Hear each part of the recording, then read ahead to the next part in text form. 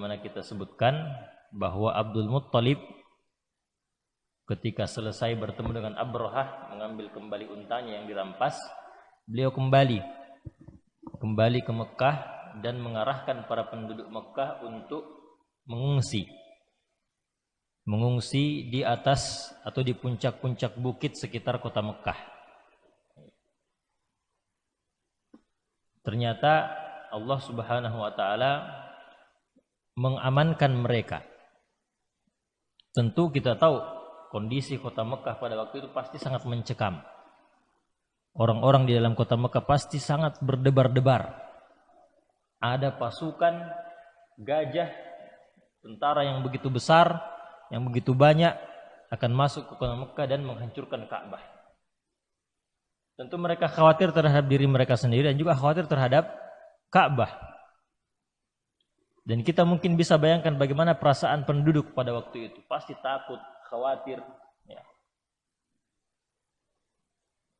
Tapi ternyata Allah menjaga Ka'bah, Allah menjaga rumahnya. Dan kita ketahui apa yang terjadi pada Abraha dan tentaranya. Allah mengirimkan tayran ababil. Tayran ababil, burung yang datang berbondong-bondong. Gitu banyak jumlahnya, yang masing-masing membawa 3 batu. Satu di mingkarnya atau satu di paruhnya dan 2-nya lagi di masing-masing kakinya. Tarmihim bihijaratin min sijil, melemparkan mereka dengan hijarah, batu-batu dari sijil, dari yang terbakar, yang panas. Faja'alahum ka'asfim ma'kul, dan karena itulah mereka semua menjadi seperti daun yang dimakan ulat. Hancur. Abraha sendiri kita sebutkan, dia tidak mati di lokasi, tapi berhasil loloskan diri, dibawa oleh pasukannya kembali ke kota Yaman, ke kerajaannya. Dan di perjalanan kita sudah sebutkan bahwa tubuh dari Abraha ini satu persatu gugur. Satu persatu gugur, lepas dari badannya sampai akhirnya dia meninggal dan tewas di kerajaannya sendiri. Kita lihat jemaah sekalian, penduduk Mekah sama sekali tidak perlu mengangkat senjata. Penduduk Mekah sama sekali tidak perlu capek-capek untuk turun langsung ke medan perang membawa senjata melawan Abraha. Karena kita sudah sebutkan semua suku-suku yang dilewati oleh Abraha, suku-suku Arab ini, itu semua dikalahkan oleh Abraha dan bala tentaranya. Pemimpin-pemimpinnya ditawan. Nah, inilah kemudian bagaimana Allah Subhanahu wa taala memberikan nikmat yang begitu besar kepada penduduk Mekah. Dan Allah ungkit itu dalam surah Al-Fil ini. Jadi surah Al-Fil ini, jamaah sekalian, bukan sebab turun atau bukan sababun nuzul dari atau peristiwa gajah itu bukan sebab turun dari surah Al-Fil. Kenapa? Karena surah Al-Fil itu kan turun setelah Nabi SAW diangkat menjadi seorang nabi. Dan Nabi ketika diangkat menjadi seorang nabi dan rasul umurnya 40 tahun. Jadi maksudnya Nabi itu menerima wahyu, menerima Al-Quran mulai dari ketika umur 40 tahun. Sementara peristiwa Ashabul Fil ini itu ketika Nabi SAW lahir, ya kan, tahun gajah. Jadi ada jarak minimal 40 tahun antara turunnya surah Al-Fil dengan kejadian Ashabul Fil ini.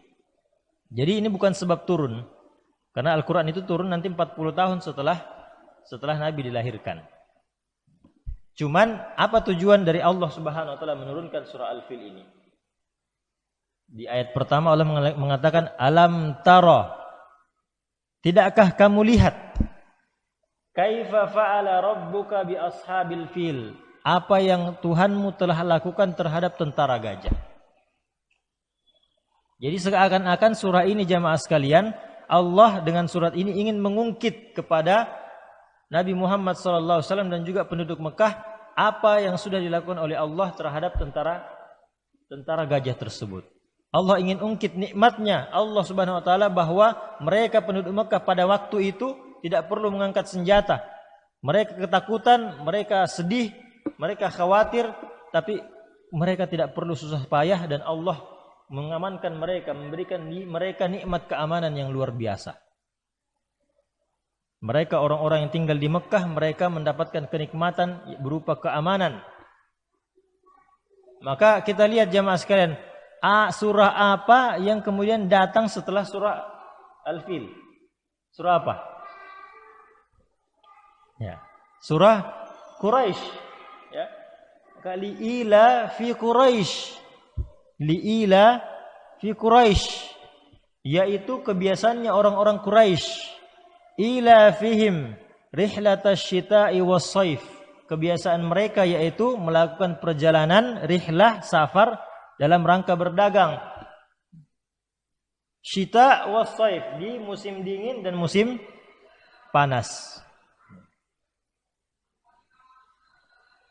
Nah, coba kita lihat jemaah sekalian. Awal dari surah Quraisy ini kata li ila fi Quraisy. Untuk atau demi perjalanan atau kebiasaan orang-orang Quraisy. Maka sebagian ahli tafsir menyebutkan bahwa ini adalah sambungan dari surah Al-Fil. Jadi seakan-akan Allah itu mengatakan, tidakkah kamu lihat apa yang Allah lakukan terhadap siapa? Terhadap tentara gajah. Mereka dimusnahkan untuk kebiasaannya orang Quraisy. Apa kebiasaannya orang Quraisy? Melakukan perjalanan rihlah, safar untuk berdagang di musim panas dan musim dingin. Ya Allah hancurkan tentara gajah, Allah buat mereka aman liila fi Quraisy, untuk demi kebiasaan dari penduduk Mekah, orang-orang Quraisy yang sering melakukan perjalanan. Maka kemudian Allah katakan apa setelah ayat tersebut? Fal ya'budu rabb hadzal bait. Maka karena mereka sudah dijaga oleh Allah, sudah diberikan keamanan, maka hendaklah mereka menyembah Rabbnya bait, Tuhannya Ka'bah ini, yang telah melindungi Ka'bah. Fal ya'budu rabb hadzal bait alladzi, yang telah at'amahum min ju', yang telah memberikan mereka makan sehingga mereka tidak kelaparan, wa amanahum min khauf, dan juga memberikan mereka keamanan dari ketakutan. Jadi Allah sudah berikan nikmat, Allah ungkit nikmatnya, kamu sudah dikasih makanan. Padahal mereka tinggal di tanah gersang, di tengah padang pasir, di lembah. Dan juga Allah memberikan keamanan untuk mereka. Maka ibadahlah, sembahlah Allah Subhanahu wa taala. Jadi kita sekali lagi sebutkan bahwa Allah mengungkit nikmatnya, dan ini kita sudah pernah katakan bahwasanya memang dalam Al-Qur'an itu Allah Subhanahu wa taala begitu sering mengungkit nikmatnya kepada kita. Allah telah memberikan ini, tidakkah kamu lihat Allah memberikan ini, Allah menjadikan ini untukmu, dan seterusnya, banyak sekali Allah mengungkit nikmatnya, mengungkit nikmatnya. Karena memang Allah berhak untuk melakukan itu, karena memang betul-betul nikmat yang ada pada diri kita itu semua dari Allah Subhanahu wa taala. Maka agar kita bersyukur, agar kita kembali sadar betapa besar nikmat yang ada pada diri kita, maka Allah ungkit itu, sebutkan itu. Maka silakan baca Al-Quran jemaah sekalian, baca terjemahannya, begitu banyak nikmat yang Allah berikan kepada kita. Nah, cuma kita jangan lakukan itu. Ya. Jangan juga kita ngungkit pemberian dan perbuatan baik kita kepada orang lain. Nah, ini beda. Kalau Allah memang berhak dan memang pantas untuk melakukan itu, karena memang semua nikmat adalah dari Allah Subhanahu wa taala. Tapi kalau kita jangan sampai kita kemudian menyebut-nyebutkan dan mengungkit-ungkit kebaikan kita kepada orang lain. Makanya kata Allah Subhanahu wa taala, ya ayyuhalladzina amanu la tubtilu shadaqatikum bil manni wal adza. Wahai orang-orang beriman, jangan batalkan pahala sedekah kalian dengan al-man. Al-man itu apa? Al-man itu adalah perbuatan mengungkit-ungkit. Saya itu kemarin kasih kok ini, Ini al-man. Sehingga menyakiti orang yang kita berikan itu. Tapi Allah ketika melakukan itu mengungkit nikmatnya, maka memang sekali lagi Allah pantas melakukan itu karena memang dari Allah Subhanahu wa taala. Sementara yang kita berikan kepada manusia perbuatan baik itu kan karena taufik dan hidayah dari Allah Subhanahu wa taala, dari nikmat Allah juga. Nah, jadi yang kita mau fokuskan jamaah sekalian adalah nikmat keamanan ini. Nikmat keamanan adalah nikmat yang paling besar. Setelah tentu saja nikmat keimanan, nikmat keamanan adalah nikmat yang paling besar yang diberikan kepada manusia. Makanya Nabi SAW itu pernah mengatakan, man asbaha aminan fi sirbihi. Barang siapa yang pagi-pagi bangun pagi mendapati dirinya dalam keadaan aman di rumahnya, di tempat dia nginap. Mu'afan fi jasadihi, sehat badannya. Indahu qutu yaumihi, dia punya makanan untuk hari itu. Faka'annama hizat lahu dunya bihadzafirha, maka seakan-akan dia telah punya dunia dan segala isinya yang berada di tangannya. Jadi nikmat, 3 nikmat ini jamaah sekalian. Aman, sehat, dan punya makanan untuk hari itu. Maka seakan-akan kita sudah punya dunia. Karena orang yang kehilangan 3 nikmat ini atau salah satu dari ini, dia tidak akan mungkin merasakan kenikmatan hidup di dunia ini. Atau dia tidak akan tenang dalam menjalani hidupnya. Kita lihat urutannya. Nabi SAW menyebutkan hal pertama yaitu keamanan. Man asbaha aminan fi sirbihi. Barang siapa yang aman. Baru kemudian yang kedua sehat. Baru yang ketiga makanan. Bayangkan jamaah sekalian, ini seakan-akan Nabi mengisyaratkan bahwa keamanan ini yang paling besar atau yang paling berharga bagi manusia karena disebutkan pertama. Kenapa? Coba bayangkan kalau keamanan hilang, biar kita sehat, biar kita punya makanan, tetap saja pasti kita tidak enak hidup. Coba bayangkan jamaah sekalian. Misalnya seperti di Ukraina dan Rusia sekarang. Ada peperangan. Atau jangan itu kan negeri yang mungkin tidak terlalu banyak kaum muslimin. Seperti Palestina misalnya, seperti Suriah, seperti negara-negara kaum muslimin yang terjadi konflik di situ. Itu masyarakat sipil itu senantiasa mengalami ketakutan, kekhawatiran. Kita coba bisa bayangkan jamaah sekalian, pesawat, suara pesawat, dentuman bom, rentetan peluru, itu menjadi sesuatu yang disaksikan atau sesuatu yang didengar tiap harinya. Kita mau keluar khawatir. Apalagi kalau anak kita mau keluar, jangan sampai dia kena tembak. Tidak aman. Tidak enak hidup. Walaupun kita sehat, kita punya makanan, tapi ketika tidak aman, maka semuanya semua akan terasa tidak enak. Lalu kemudian nikmat kedua adalah nikmat kesehatan. Kata Nabi sallallahu alaihi wasallam. Nikmat kesehatan ditaruh di urutan kedua. Ya. Maka kalau kita katakan jamaah sekalian, ketika kita tidak sehat, walaupun kita punya makanan, tetap saja tetap saja tidak terlalu nikmat makanan itu. Atau bahkan kadang hilang nafsu makan kita. Seenak apapun makanan yang ada di depan kita, tapi ketika kita sakit, terkapar, apalagi sakit-sakitnya orang tua misalnya yang kolesterol, yang tidak bisa makan itu yang enak-enak.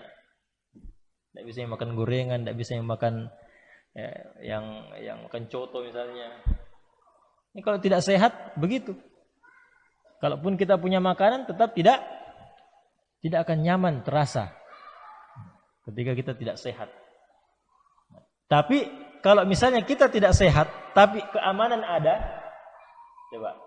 tapi keamanan ada, maka itu masih lebih mending. Karena kalau kita sakit kemudian masih aman kondisi, maka kita masih dengan mudahnya bisa berobat. Dokter mungkin standby di tempatnya, tidak bisa kemana-mana, bersafar kemana, mau berobat ke sini dan seterusnya, bisa. Ya. Jadi walaupun misalnya nikmat kesehatan hilang, tapi masih aman, itu masih lebih enak. Tapi coba bayangkan, kita sudah sakit, tidak aman lagi. Mau keluar ke dokter, dokternya sudah lari. Dokternya sudah ngungsi. Atau mungkin dokternya sudah mati. Nah, baru kemudian datang nikmat yang ketiga, yaitu nikmat makanan jamaah sekalian. Nikmat makanan. Coba bayangkan, kalau misalnya kita sehat, kemudian aman, tapi makanan tidak ada. Makanan tidak ada. Kira-kira masih bisa enggak orang itu bertahan hidup? Masih mungkin bertahan hidup.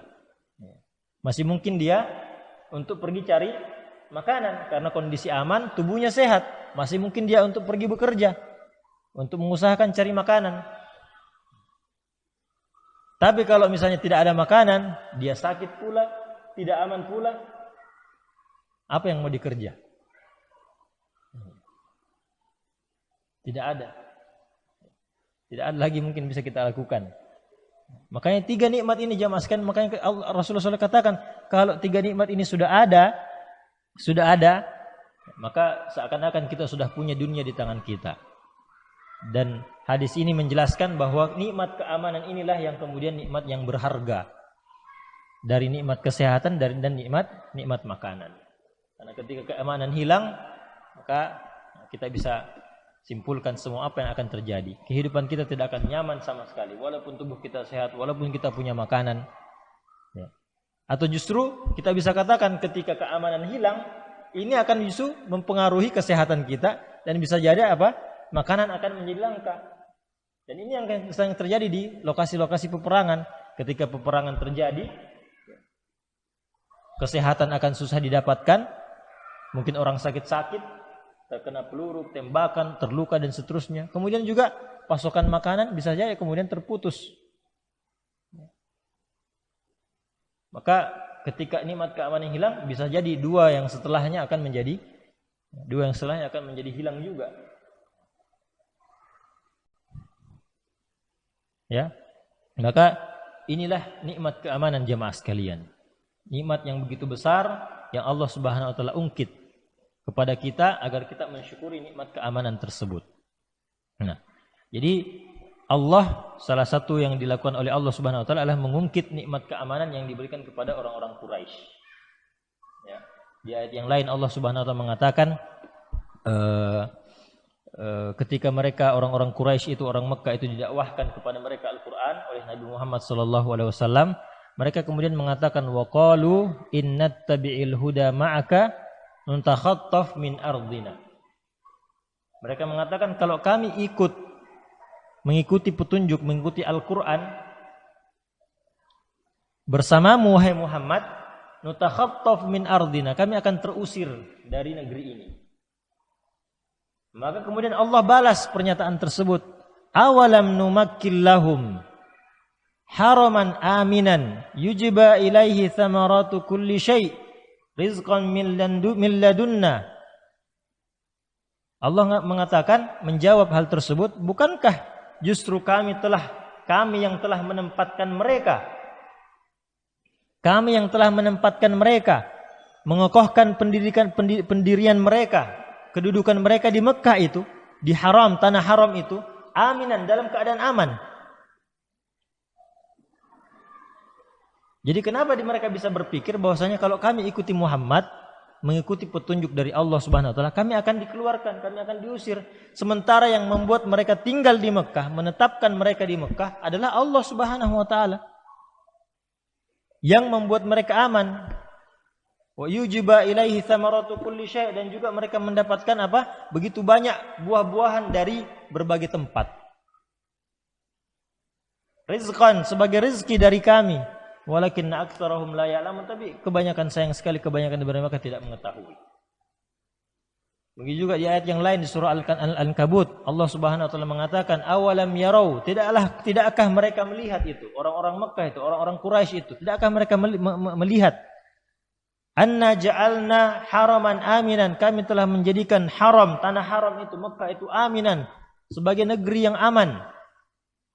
Wa yatakhattafun nasu min haulihim, sedangkan orang-orang yang berada di sekitar Mekah, suku-suku Arab yang ada di sekitar Mekah itu, mereka saling berperang, saling merampas, saling merampok dan seterusnya. Hingga mereka diliputi ketakutan, sementara mereka di Mekah diberikan keamanan oleh Allah Subhanahu wa taala. Afa bil batil yu'minun, lalu apakah setelah mereka dijadikan penduduk Mekah yang aman, kemudian mereka beriman kepada yang batil, justru mereka syirik, justru mereka kafir, tidak mau beriman kepada Allah, wa bi ni'matillahi yakfurun, lalu kemudian dengan nikmat Allah mereka kemudian ingkar.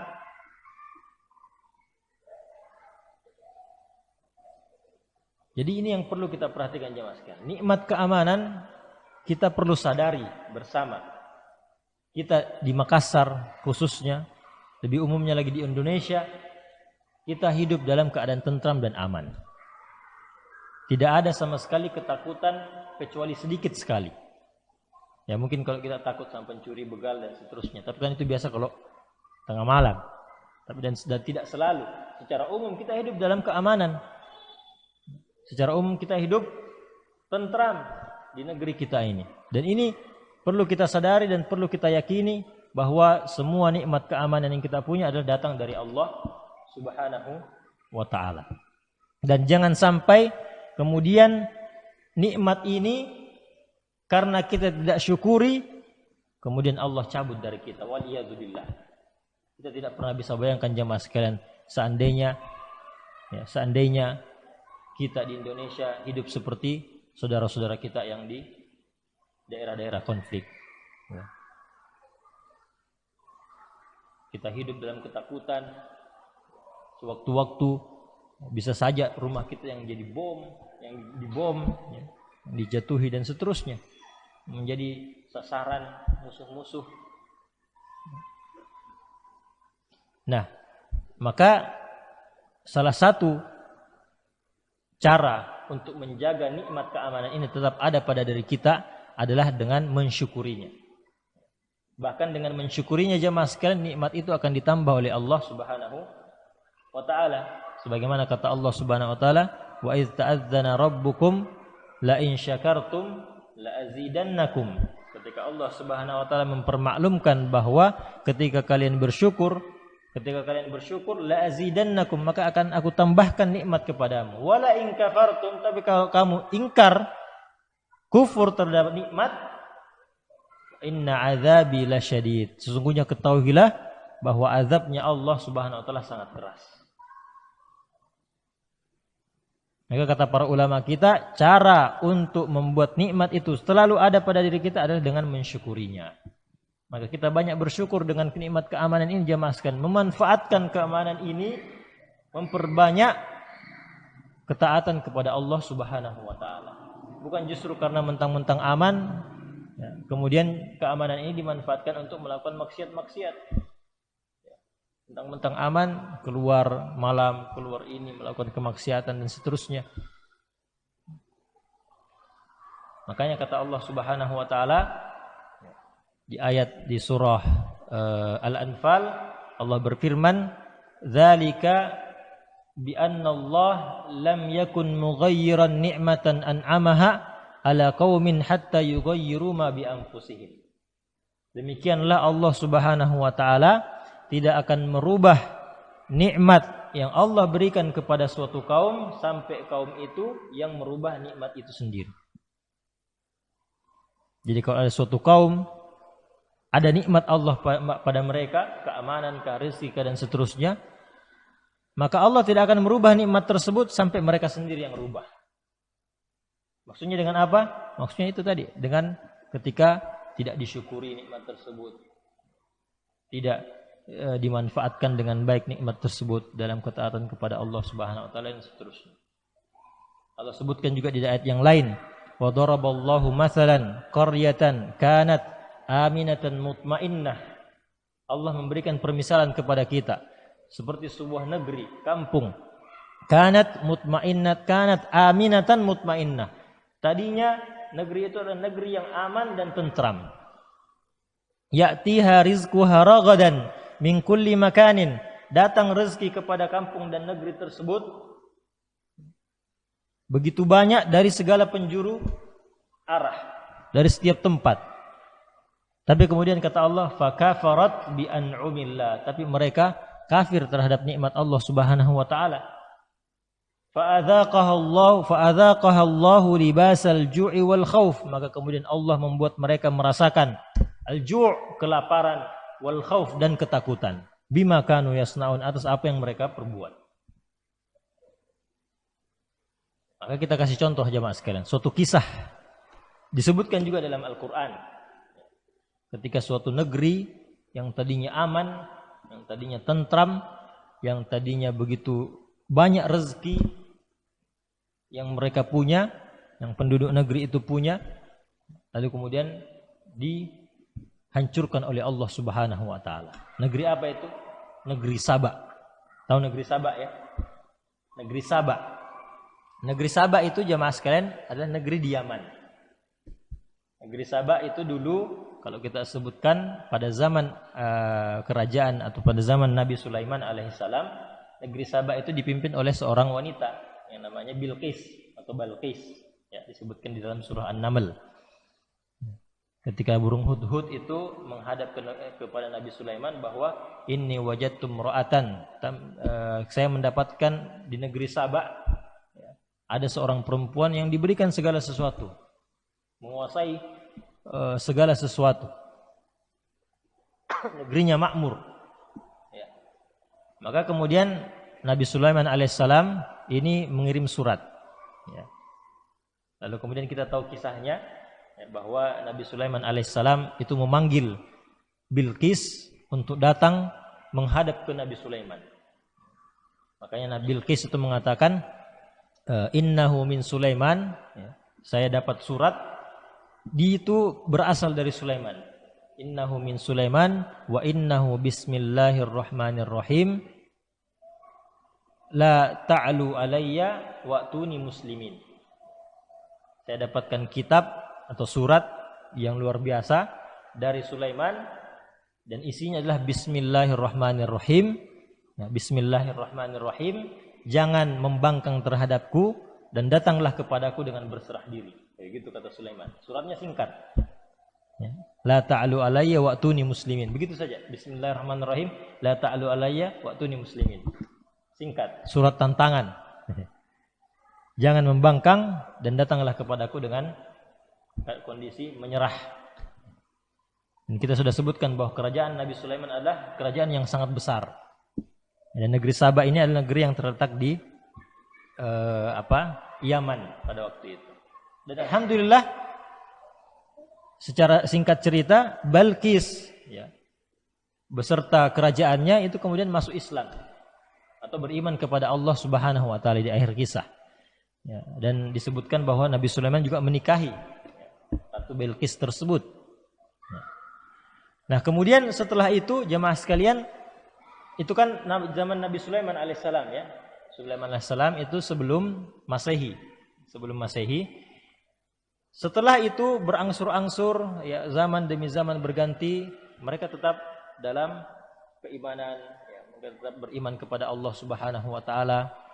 Ya. Sampai kemudian pada masa dinasti Himyariyah, pada masa itu negeri Saba dihuni oleh dinasti atau dihuni oleh orang-orang Arab Himyar, orang-orang Arab Himyar di negeri Yaman itu. Nah, mereka kemudian pada akhirnya membelot berpaling dari iman kepada Allah Subhanahu wa taala. Ini Allah Subhanahu wa taala sebutkan kisahnya di surah Saba. Allah berfirman, laqad kana li saba'in fi maskanihim ayah. Sungguh pada negeri Saba itu di tempat tinggal mereka ada ayat, ada tanda-tanda kekuasaan Allah Subhanahu wa taala. Allah sebutkan jannatani an yaminin wa shimal. Mereka punya dua kebun di kanan mereka dan di kiri mereka. Jadi mereka punya kebun di sekitar negeri mereka, kebun yang subur, dialiri sungai, tumbuh-tumbuhan berbuah di situ. Bermacam-macam buah-buahan, makmur. Kerajaan yang makmur, sangat luar biasa. Jannatani an yamin wa shimal. Maka kemudian nabi-nabi yang ada pada mereka, diutus kepada mereka, disebutkan di tafsir bahwa selama kurun waktu itu setelah Nabi Sulaiman ada 12 nabi yang diutus kepada mereka, atau 13, atau ada belasan lah nabi. Dan nabi mereka itu selalu mengatakan kepada mereka, kulu mir rizki rabbikum washkuru lahu. Makanlah apa yang Allah Tuhanmu rezekikan kepada kalian, washkuru lahu, dan bersyukurlah kepadanya. Silakan makan dan bersyukurlah kepada Allah yang memberikan kalian semua ini. Baldatun thayyibatun wa rabbun ghafur. Baldatun thayyibatun wa rabbun ghafur. Negeri kalian adalah negeri yang thayyibah, negeri yang baik, negeri yang diberkahi. Wa rabbun ghafur, dan Rabb kalian adalah Rabb yang Maha Pengampun. Ini syarat jamaah sekalian ya. Kita disuruh bersyukur. Kita kemudian ketika punya nikmat yang begitu besar, kita punya rezeki, kita punya makanan, ya, maka kita makan makanan tersebut, kita konsumsi rezeki dari Allah, kita pakai dan bersyukur kepada Allah Subhanahu wa taala. Baldatun thayyibatun wa rabbun ghafur, bernegeri yang diberkahi seperti itu adalah apa? Ketika penduduknya tadi bersyukur kepada Allah Subhanahu wa taala. Dan Rabb-nya Allah adalah Rabb yang Maha Pengampun. Maksudnya jamaah sekalian, kalaupun ternyata para penduduk itu ada yang melakukan maksiat, maka segera bertobat dan minta ampun. Segera bertobat dan minta ampun, karena Rabb kita, Tuhan kita adalah Rabbun Ghafur, yang pengampunannya begitu luas. Maka negeri yang diberkahi jamaah sekalian bukan negeri yang semua penduduknya itu taat terus, bukan. Karena orang yang disebut takwa istiqomah itu bukan yang taat terus, bukan. Tapi orang yang semua selalu bersyukur kepada Allah, berusaha istiqomah, berusaha selalu taat. Tapi kalau kemudian mereka jatuh dalam kemaksiatan, maka mereka akan segera bertobat dan minta ampun kepada Allah Subhanahu wa taala. Karena yang namanya manusia tidak akan ada yang lolos dari yang namanya dosa. Ya. Nah, jadi seperti itu. Negeri yang luar biasa, ya, negeri yang orang-orang taat di dalamnya, kalaupun mereka jatuh ke dalam dosa, mereka akan beristighfar, minta ampun, memperbaiki dirinya, dan kemudian terus berusaha kembali untuk taat. Baldatun thayyibatun wa rabbun ghafur. Nah, masa-masa itu berlangsung. Nah, tapi kemudian kata Allah Subhanahu wa taala, fa'aradu. Mereka berpaling. Nah, di antara nikmat juga yang diberikan kepada mereka adalah nikmat keamanan jemaah sekalian. Allah Subhanahu wa taala mengatakan dalam surah Saba tersebut, mengisahkan kepada kita, wa ja'alna bainahum wa bainal qura allati barakna fiha quran zahiratan wa qaddarna fiha as-sair. Kami jadikan antara negeri Saba itu dengan negeri yang kami berkahi, maksudnya Syam. Jadi Yaman, Syam di atas ya, Yaman di selatan, negeri Syam ke arah utara. Kami jadikan antara dua negeri ini, Saba dan Syam, quran zahiratan, kampung-kampung yang kemudian ada di antara mereka. Jadi di antara negeri Saba dan Syam banyak perkampungan atau banyak daerah-daerah yang dihuni oleh manusia. Wa qaddarna fiha as-sair, dan kami tetapkan itu jarak-jarak di antara mereka. Jarak-jarak di antara kampung-kampung tersebut. Maksudnya apa? Ketika orang Saba ini mau bersafar ke Syam, mereka punya tempat-tempat singgah yang enak. Allah jadikan antara dua negeri ini kampung-kampung dan ada jarak-jarak tertentunya, sehingga mereka bisa bawa bekal, kemudian nanti singgah lagi di suatu kampung, lengkapi lagi bekalnya, sambung lagi perjalanannya, singgah lagi ke kampung berikutnya sampai di negeri Syam. Maka kata Allah Subhanahu wa taala, siru fiha layaliya wa ayyaman aminin. Maka silakan kalian bersafar di antara kampung ini, di antara Syam, di antara Saba dan Syam ini, singgahi tempat-tempat itu. Silakan bersafar berhari-hari, berhari-hari, bermalam-malam.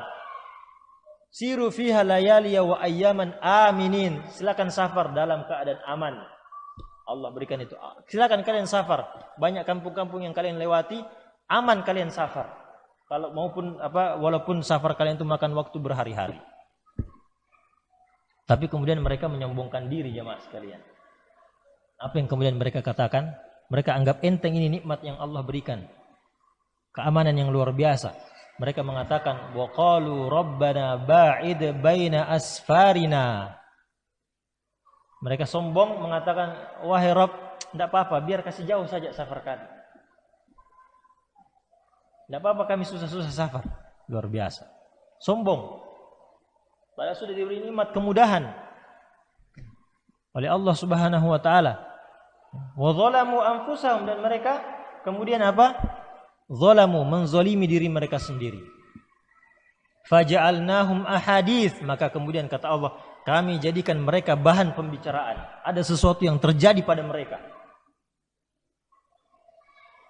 Wa mazzaqnahum kulla mumazzaq, dan kami cerai-beraikan mereka. Setelah kejadian itu mereka akhirnya kemudian kehilangan negeri mereka akhirnya terpencar. Wa mazzaqnahum kulla mumazzaq. Inna fi dzalika laayatin likulli sabbarin syakur. Maka kata Allah Subhanahu wa taala, sesungguhnya dalam kisah mereka itu ada ayat tanda-tanda bagi orang-orang yang banyak bersabar dan banyak bersyukur. Banyak bersabar dan banyak bersyukur, jamaah sekalian. Itu intinya. Ketika kita ditimpa kesusahan, kita bersabar. Ketika kita diberikan nikmat, kita bersyukur. Dan inilah ciri-ciri orang mukmin. Orang mukmin yang mengagumkan, sebagaimana kata Rasulullah SAW, ajaban li amril mu'min, sungguh mengagumkan urusan orang-orang beriman itu. Inna amrahu kullahu khair, sesungguhnya urusan orang mukmin itu semuanya baik. Walaisa dzalika illa lil mu'min, dan tidak ada yang punya keajaiban tersebut, sesuatu tersebut kecuali orang mukmin. Apa itu? Idza asabathu dharra sabar, ketika mereka ditimpa kesusahan mereka sabar. Wa idza asabathum syarra, ketika mereka diberikan kenikmatan mereka bersyukur, syakar. Wa kana khairan lahu, dan itu baik untuk mereka. Mereka sabar, mereka syukur. Kunci dalam menjalani hidup di dunia ini bersabar dan bersyukur, jamaah sekalian. Karena kita lihat orang-orang himyar atau orang-orang sabak tadi menyombongkan diri, jamaah sekalian. Dikasih nikmat malah sombong. Dipermudah safar mereka dengan tadi yang kita sebutkan, mereka bilang ba'id baina asfarina. Apa yang terjadi kepada mereka, jamaah sekalian? Kata Allah Subhanahu wa taala, fa'aradu, mereka berpaling dari Allah Subhanahu wa taala. Fa'aradu fa'arsalna 'alaihim sailal 'arim. Maka kami kirimkan kepada mereka banjir bandang. Kenapa ada banjir bandang? Karena di negeri Sabah itu ada bendungan yang disebut dengan Saddul Ma'rib. Bendungan Ma'rib namanya. Nah, bendungan ini, jamaah sekalian, ini kemudian apa? Runtuh bendungan tersebut. Sehingga kemudian apa? Negeri Sabah ini tersapu, hancur. Fa arsalna alaihim sailal arim. Disebutkan bahwa kejadian ini terjadi pada tahun 451. 451 atau apa? 450. Jadi sebelum terjadinya kisah Abraha. Itu. Ya. Sebelum tragedinya itu. Jadi mereka Sabah itu hancur, kena banjir bandang karena bendungannya runtuh. Kemudian apa jadinya mereka? Kata Allah Subhanahu wa taala, wa baddalnahum bi jannatayhim jannatai zawatai ukulin khamtin. Maka kami tukar, kata Allah Subhanahu wa taala, kami tukar dua kebun mereka. Kan tadi kita sebutkan ya, mereka punya kebun. Yang kebunnya itu adalah kebun yang subur, tumbuh begitu banyak makanan dan buah-buahan. Kemudian Allah ganti kebunnya dengan kebun yang lain. Jadi sudah disapu itu negeri mereka beserta dengan kebun-kebunnya. Kemudian Allah tumbuhkan lagi kebun, tapi bukan lagi kebun yang sama dengan kebun yang sebelumnya. Wa baddalnahum bi jannatayhim jannatai zawatai ukulin khamtin. Ternyata kebun-kebunnya itu adalah kebun-kebun yang berbuah tapi buah-buahnya pahit. Wa aslin wa syai'in min sidrin qalil. Tumbuh-tumbuhan yang berduri dan seterusnya. Tumbuh-tumbuhan yang tidak bermanfaat, tidak banyak manfaatnya. Tidak sama dengan tumbuhan-tumbuhan atau kebun-kebun mereka sebelumnya. Sudah hancur, kebunnya juga hancur, ditukar dengan kebun yang tidak banyak manfaatnya.